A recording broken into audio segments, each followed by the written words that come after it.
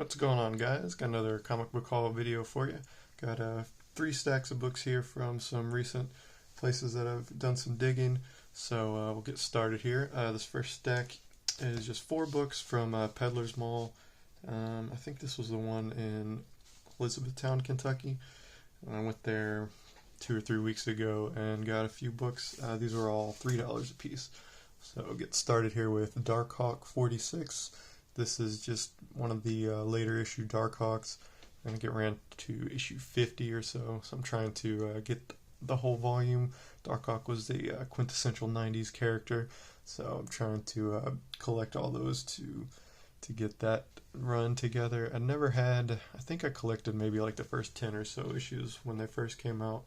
I still don't have Darkhawk 1. That's getting harder to find in the dollar bins, unfortunately. So I still keep my eyes peeled for it, and I have real problems paying more than like $5 for that. So I'm going to hold out for that one as long as I can.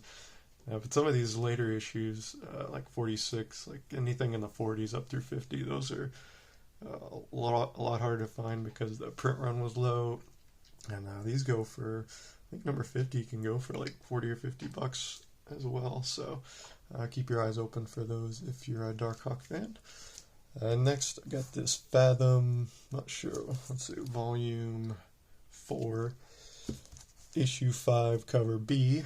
I'm not really a big Fathom fan, but I do like Saya Ohm. She did the cover art on this, so I wasn't sure it was her when I saw it, but it was just such a striking cover that I looked it up to see who it was, and sure enough, it was Saya Ohm, who I really enjoy. She does all those Lola books.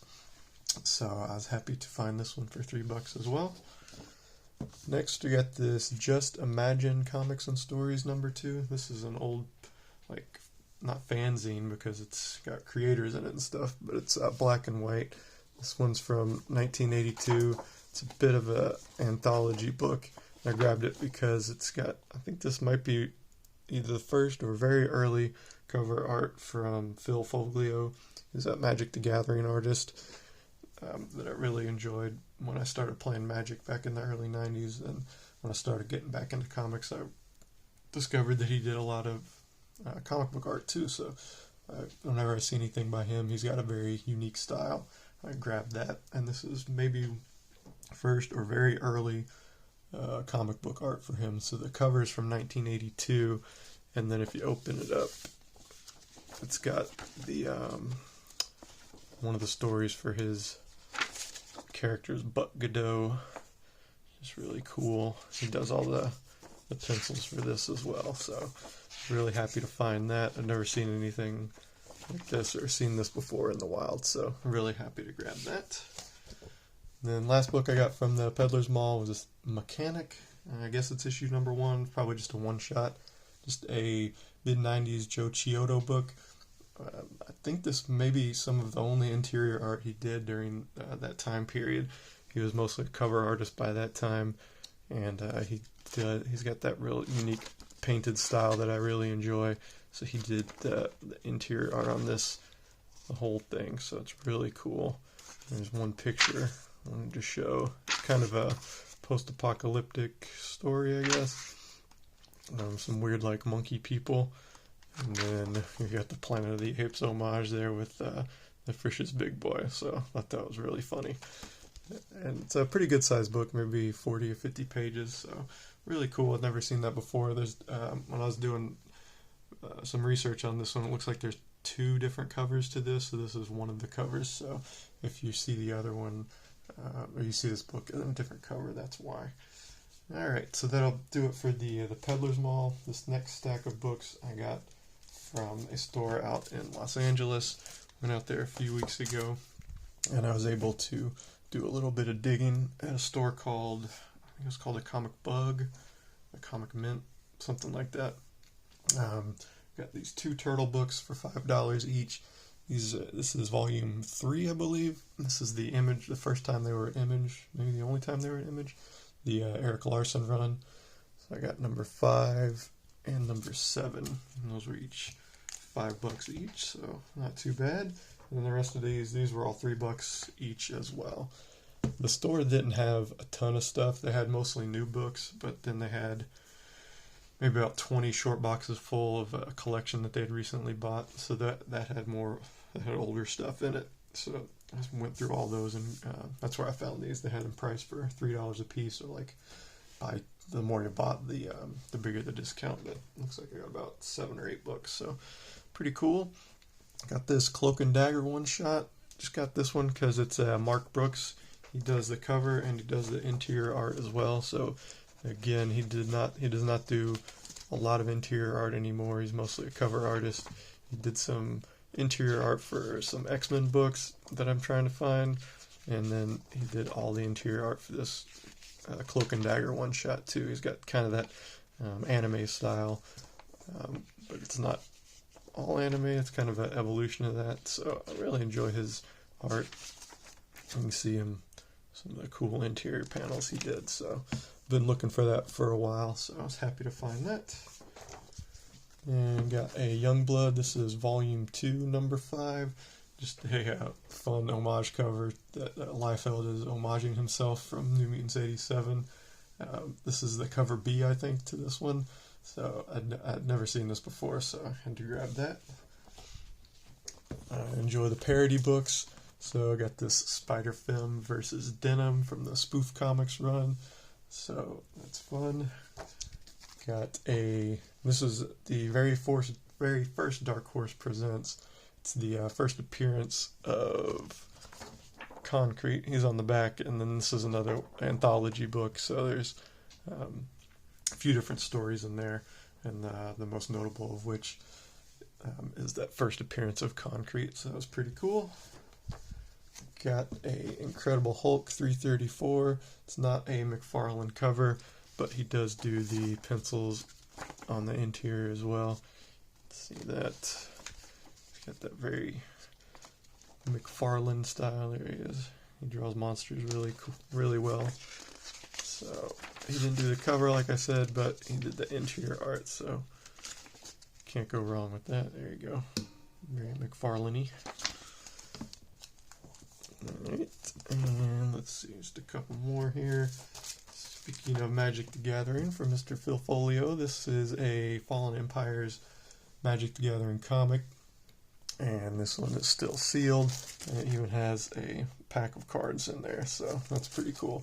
So this Fallen Empires set, this was the first set that I remember buying that you could find. Like, it wasn't sold out immediately when it came out, and it was such a bad set and such overprinted, but it was the only one that was available like for more than a week when it came out. So I bought a lot of that when I was a kid, and it's just kind of what was I going to say? It's kind of like the X-Men 1 or X-Force 1 of the trading card games. They're overprinted, and everybody kind of jokes about it now, but they did do a run of comic books for Magic back in the mid-90s, so I had to grab this one for nostalgia purposes. Speaking of nostalgia, got this Batman 488, just a cool cover. This is like the prelude to the Nightfall storyline. It's got Azrael and Robin on there, really cool cover. And then I was really happy to find this. I finally got number 1 for Sword of Azrael. I found 2, 3, and 4 in the dollar bins over the last couple years, but never found number 1. So paid up a little on this one, $3, but really happy to find this. This is a killer book from my childhood. Never had it. I had a lot of the Nightfall stuff, but this one was like a $20 or $30 book back when I was a kid, so did not have the expendable income for that. So I was really happy to find this. Just a really cool gatefold cover there, and Joe Quesada does the cover there and the interior art as well. So really happy to find that, and I'm pretty close to completing the Nightfall collection. I was looking at the omnibuses online yesterday too. I might grab one of those, one of the hardcover omnibuses, just to collect all those. And then the last book I got from the shop out in LA is this Elektra number 2 from the Marvel Knights run. I've got number 2 already, but this is a Bill Sienkiewicz cover. Here, take it out of the bag here. He's got that very distinct style, and then there's his name. Just thought that was cool. I enjoyed the Greg Horn covers. He did a lot of them for the early issues, but this one caught my eye because Bill Sienkiewicz doing Elektra is pretty unique style, so I was happy to find that. And then the last set of books here are from the that little pop-up comic book shop that's run by the father and son. Father used to have a comic book store over in southern Indiana in the late 90s, and a couple years ago he started opening up in his garage during the summer months, and they sell toys and comic books, so I go over there a couple times during the summer and go through their stuff. They've always got some interesting things. Started off here with this Shadow Hunt #1. This was a Shadow Hawk crossover, I guess. It's got the Shadow Hawk robot there on the front. Kind of a goofy Image story, but one that I'd never seen before, so I'm a Shadow Hawk fan. It's got some cool art and ridiculous storyline in the inside, so can't go wrong. Got this. This just caught my eye because it's a sketchbook. I wasn't sure who any of the artists were or who they might be on the inside, and I opened it up. I didn't recognize any of them, but it was only $1, so just kind of cool. I'll open it up here and show you guys. It's all just line art, but it's a pretty thick book. It's got a cool back cover as well. There's the front cover, and then there's the artists. You got Michael Ryan, Philip Xavier, Samuel Matthews, Tom Mullen, and Pat Quinn. Yeah, never heard of any of them, but the art is very like 90s Image extreme style, so it's something that I enjoy. It's got some cool splash pages and everything, so just some fun one-off I'd never seen before. Grabbed this Tex Avery Screwball Squirrel book. I like the cartoon books, and these Tex Avery ones are a lot of fun, so I grabbed that one. Got this Anita Blake Vampire Hunter Guilty Pleasures #1. This is the first book in that series, Guilty Pleasures. This is the first novel, the Anita Blake novel, and this is the adaptation of that in comic book form. And I got this. Brett Booth did the interior art, and he does the cover here as well on a lot of the early Anita Blake stuff. So he's one of my favorites, so I was happy to find that. Just a couple more here. Got Phantom Force #0. Grabbed this one because it's got that Jack Kirby cover, inked by Jim Lee. And then on the inside here, there's Kirby inked by Jim Lee. It's got Kirby interior art.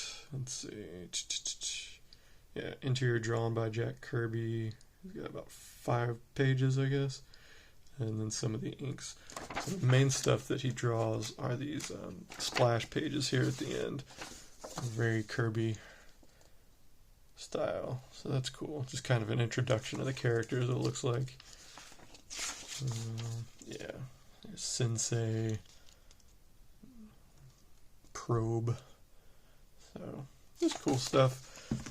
One of Kirby's last books, so it's happy to find that. I've got #1 in the polybag still, but I've never seen 0 before, so snagged that. Got this Image United book, another fun crossover book from the Image guys to everybody but Jim Lee.